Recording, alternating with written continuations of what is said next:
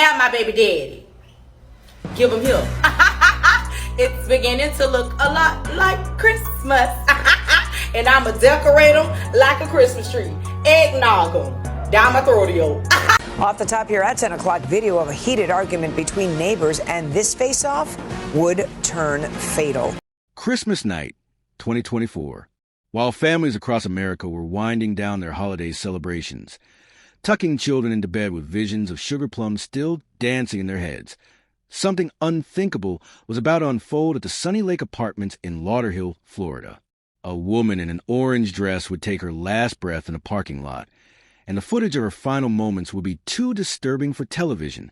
This is a story of Octavia Stewart, and how a holiday dispute turned into a tragedy that nobody saw coming.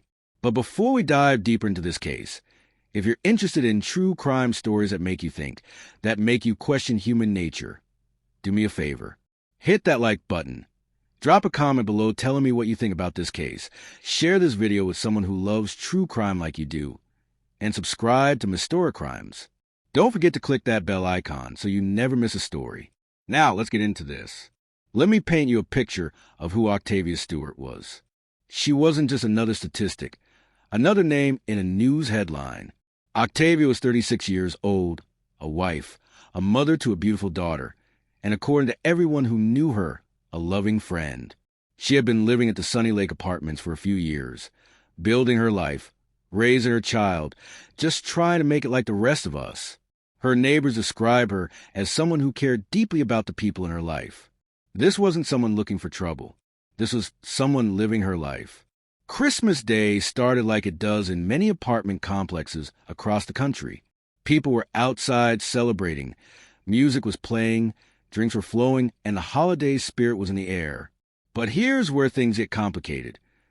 And I want you to really think about this because it matters. At some point during that day, tension started brewing between neighbors. We're talking about arguments over parking spots, complaints about noise, loud music that some people thought was too much. You know how it is in apartment complexes, right? Thin walls, limited parking. Everyone living right on top of each other. Small annoyances can turn into big problems real quick. Now, what's interesting here is that this wasn't just a Christmas Day issue. According to what police uncovered, this dispute had been simmering for more than a day. Think about that. These neighbors have been going back and forth, probably exchanging words, giving each other looks, letting that anger and frustration build up inside them. And here's what I want you to consider. How many times have you been in a situation where something small just kept eating at you, where you knew you should let it go, but you just couldn't? That's human nature, right? But the question becomes, where's the line? When does standing your ground become something dangerous? As Christmas night rolled around 10:25 in the evening, things reached a boiling point at the Sunny Lake Apartments on Northwest 56th Avenue. The holiday celebrations that had spilled outside were still going on. Multiple apartments had people coming and going. Guests were there. And according to neighbors who witnessed what happened, the tension from earlier in the day was about to explode in the worst possible way. Here's where this case gets really complicated. And I need you to pay close attention because the details matter. There's video footage of what happened that night. And let me tell you, it's so graphic that news stations refuse to air it. But they describe what's in that video, and this is what we know. Octavia Stewart, wearing an orange dress, is seen in that footage waving a gun around. Now stop right there and think about that for a second. What was going through her mind? Was she trying to scare someone? Was she defending herself? Was she at her breaking point after a day and a half of arguments? We may never fully know what she was thinking in those moments. But here's what happened next, and this is where everything falls apart. Within seconds of her displaying that weapon, a man shoots her. Just like that. Octavia falls to the ground. Neighbors who saw it happen said they heard the shots and came running. One neighbor told reporters that the woman who was killed had pointed a gun at someone, and moments later, she was shot. The whole thing happened so fast that people couldn't even process what they were seeing. Hold the house! Hold the house! This argument in the parking lot of a Lauderhill apartment complex tragically turned deadly Christmas night. You ain't did none of this. Police officers say they found a woman dead at the Sunny Lake Apartments after neighbors got into an argument. During the argument, you can clearly see a woman in an orange dress on cell phone video with a gun in her hand. Then she raised the gun up, pointing it. We paused the video because it's too graphic. You then see a man shoot her as people screamed. She referenced to someone that was suffering from a gunshot wound to the head. The caller is a passerby. Neighbors say the argument between people at two apartments had started over loud music and parking. They say the tension had been boiling for more than a day.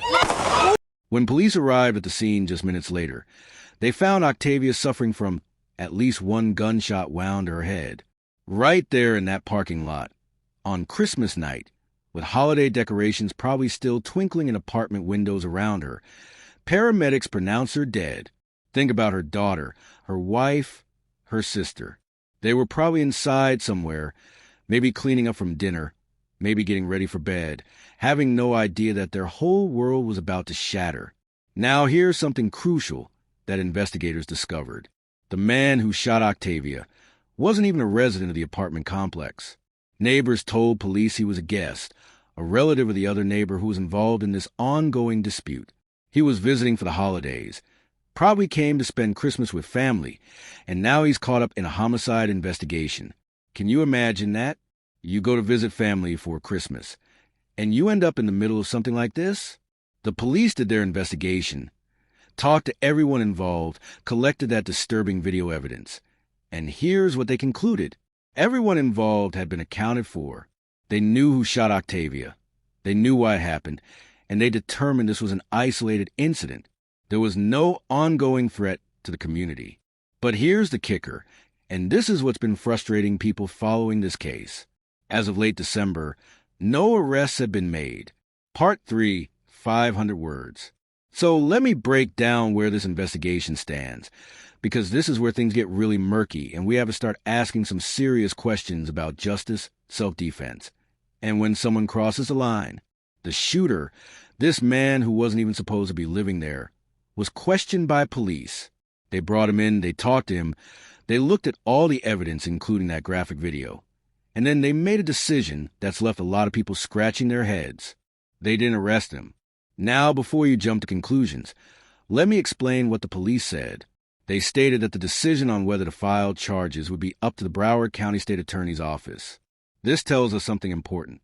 The police saw enough in that evidence, particularly in that video showing Octavia with a gun, that they couldn't just slap handcuffs on this guy and call it murder. There are questions about self-defense here. There are questions about who was the aggressor. There are questions about whether this man genuinely feared for his life or someone else's life when he pulled that trigger. CBS Miami actually spoke with Octavia's wife and her sister after this happened. Can you imagine being in their shoes? Your loved one is gone, killed on Christmas night, and the person who shot her is walking free. Both of them were so distraught they couldn't even speak on camera. The pain must be unbearable. But here's what makes this so complicated. If that video really does show Octavia brandishing a firearm first, if she really did point at someone like witnesses claim, then we're looking at a potential self-defense situation. And that changes everything, doesn't it? Think about this from every angle. You got neighbors who've been arguing for over a day about parking spots and noise. Stupid stuff, right? The kind of things that neighbors deal with all the time. But somehow, someway, guns got involved. Octavia armed herself with a weapon. Why? Did she feel threatened? Did she think she needed to protect herself or her family? Or did she make a terrible decision in a moment of anger? And what about the shooter? When he saw a woman waving a gun around, pointing at people, did he have a split second to make a life or death decision? Or did he escalate a situation that could have been de-escalated? As of early January 2025, there's been no public update on whether the state attorney's office will file charges. Octavia Stewart's family is left without answers, waiting to see if the man who killed their loved one will face any consequences. The community at Sunny Lake Apartments has to live with the knowledge that on Christmas night, in their parking lot, Someone died over what started as a petty dispute. So here's what I want you to think about. When does self-defense become justified? If someone shows you a weapon, do you have the right to shoot first and ask questions later? How do we as a society balance someone's right to defend themselves against the value of human life?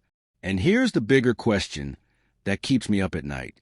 How do we get to a place where a parking spot dispute on Christmas Day ends with a mother dead in a parking lot? Drop your thoughts in the comments. Do you think the shooter should be charged? Was this self-defense, or could this have been avoided? Hit that subscribe button to Mystora Crimes and click the bell so you don't miss our next case. Share this video because Octavia's story deserves to be heard. Until next time, stay safe out there.